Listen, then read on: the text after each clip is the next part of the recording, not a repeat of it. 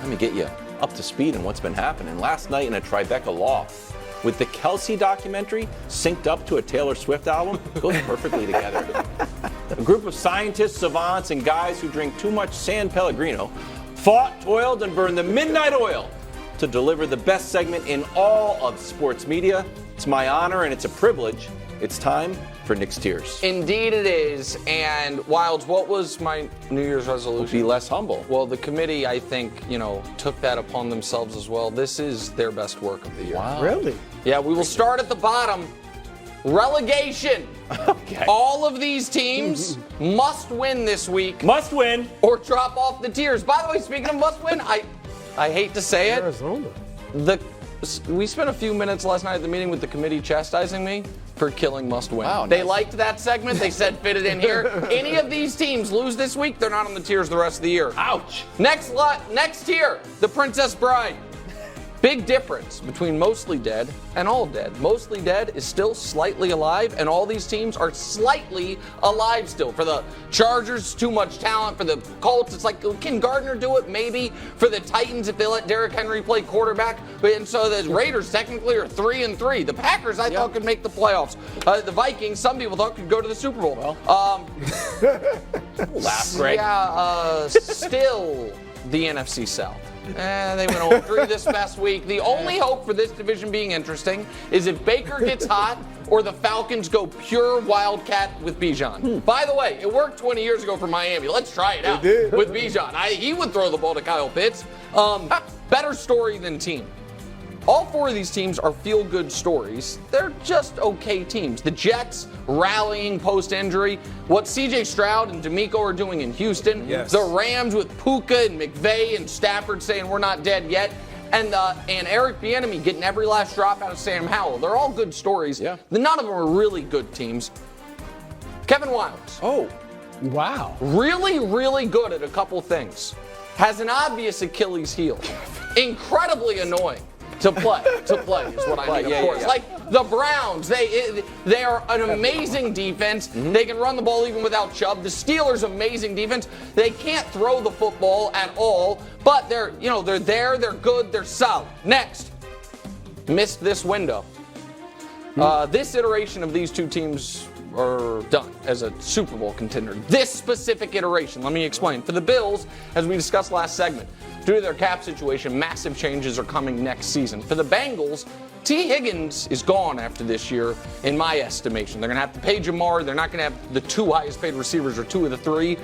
And neither one of them are true Super Bowl caliber teams this year because of all the teams above them. Active at the deadline, what Kevin Wildes was referring to. The Cowboys need a defensive back.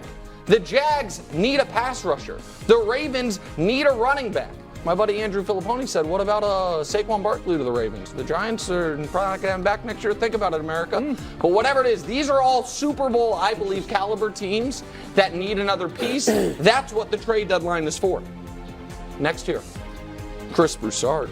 Ooh. At first glance, the cream of the crop. Totally buttoned up. No real weaknesses. But upon deeper inspection, is some slight issues that are going to prevent you from really reaching the actual apex. Also, as it happens, as it happens, those are Brews NFC Championship teams. Next year, Greg Jennings. Oh. I mean, just amazing to look at. A joy to watch. Two of the prettiest teams you're ever going to see. Championship caliber. Yet, not quite the best. Which, of course, leaves just... Oh, don't say it. Nick Wright. Oh, I mean, this is annoying. Really? Annoying. Annoyingly good. Irritating. Seemingly flawed. But deep down, you know it. The best. There it is. The worst. This was the worst, most ridiculous This week's edition Unbelievable. of the committee's tiers. As much as I What was the New Year's resolution, less Miles? humble. Be less humble. You nailed it. Leaned into Nailed it. I was surprised at how handsome the committee thinks Greg Jennings is. They just kept talking about how pretty the Dolphins and Lions are to watch. I gotta be honest. Yeah. I like that. Thank you, buddy. I appreciate obviously, you know. Yeah, he said you were gorgeous. I mean, at first glance, you have everything. First got everything, but then you look a little deeper and you're like, you're missing just something. No, I like the tears. I really like the tears. Thank Obviously, I would poke at the Kansas City Chiefs and because just the 5-1 Lions beat longest them. winning streak. But I'm looking at the Bengals, man. And this is a team that we all thought that was dead to rights. This is it's not about moving them up or anything like that, or I feel like they're slighted right now. I like where you have them. I just think that this is a team that's starting to turn on the engine. Oh, wow. They're clawing their way up. They're literally clawing their way up. Joe Burrow gets a week off because of the bye week. T. Higgins has been injured, hasn't been the same type of production level from the wide receiver position. When we talk about T. Higgins, you saw all the grumbling and the chattering of Jamar Chase. You start getting him the ball. Offense starts to look a little bit better. They got to get Joe Mixon involved in this offensive line in this run game. If they can do that defensively, I think that they'll be okay. But this is a team that all those teams, the Bills, why we say the Bills aren't who they are or how close as they need to be, the Ravens, they can beat any one of these teams in the AFC and find themselves right back where they were last year and the last couple years in the AFC Championship. The toughest schedule the rest of the way. I thought they were very fortunate to beat Seattle. Seattle almost doubled them up in yards, moved the ball, and right now, the thing the Bengals have done the best, I think, actually, is get to the opposing quarterback. The big Orlando Brown signing this offseason has not really panned out the way I think they thought it would, unfortunately, for them. So I think I agree with Greg. The Bengals are a scary team to play, but I think because of the schedule and already having 3 losses, they're behind the 8 ball too much. Go ahead, Greg. Brew. The disrespect for the 49ers and Brock Purdy, it just continues. I mean, just promoting Third yourself. tier? The Niners should be ahead of the Dolphins, who are vulnerable defensively, and they should be ahead of the Lions. They're just better than the Lions. They're better than the Lions. I know you're from Michigan, Greg. And honestly, Nick, I can argue I'd put them over the Chiefs. Right now, I still think San Francisco should be at the top of the tiers. They got the number 1 defense in terms of points allowed. All right? They are a missed field goal away from being 6-0. And I know it's not the standings, but still. They got the best. Almost won. They got the best. They got the best win of the season. I disagree. Because they beat Dallas by 32. Detroit edged the Chiefs by a point. It was impressive, but obviously the Chiefs were missing 2 of their 3 best players. And then they're still the second leading offense in terms of scoring, even though they only put up 17 against the best defense in the league in Cleveland. And Miami, if they hadn't scored 70, they wouldn't be ahead of the Niners. So the Niners are, I can't believe how disrespectful maybe in been. the alternate universe where Miami didn't score 70 and Niners missed the field goal and all those things. I'm just saying. There are a lot of if this had happened, the Niners would be better. It didn't happen. They still have the best resume, even with all that stuff happening. The Lions have the best resume. The Chiefs are the best team, and the Niners just lost to P.J. Walker. I understand the Niners didn't have their running back and one of their star receivers. The Browns have been without their right tackle all year. They were on. It was their 3rd different starting quarterback of the season, and they beat. It wasn't fluky how they beat them. They beat. Did they get exposed? Did who get the exposed? Niners? Or was that just, you know what, it's the NFL. No, you're going to lose quarterback a game. got. The quarterback, That's what it was. He didn't get exposed, but he was reaching up in the overhead compartment, and his sweatshirt came up, and it was like that. Not exposed, but it was that. He wasn't exposed. Not the wind back there. What? Go ahead, Miles. That's gross when that. It's really terrible. You feel badly. You're like, does he know? You're like, should I say something? Go ahead. Or a Haynes guy.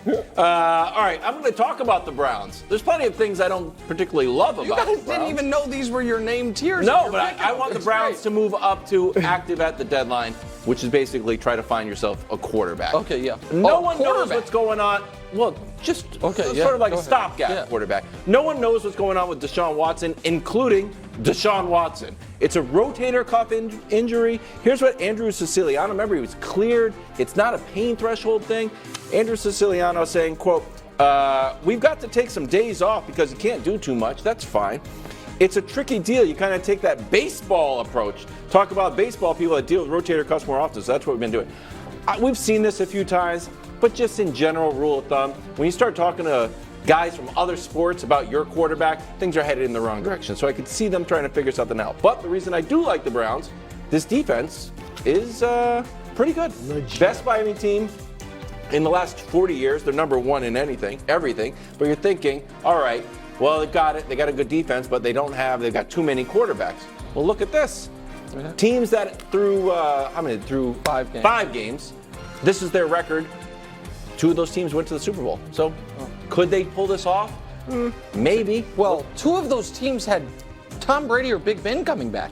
Well, I mean, that's, don't get me wrong. That's the Brady suspension year. This is what but I'm just saying you can make it work if the defense is excellent. Both I actually think. And it's easy schedule coming up. I agree with all that. I think the defense is so good, and that division is, I think, more open than Brew probably does, because I have maybe more concerns about Baltimore right now than others do. And I think Steelers are good-ish. Like they're all good. They're all right there.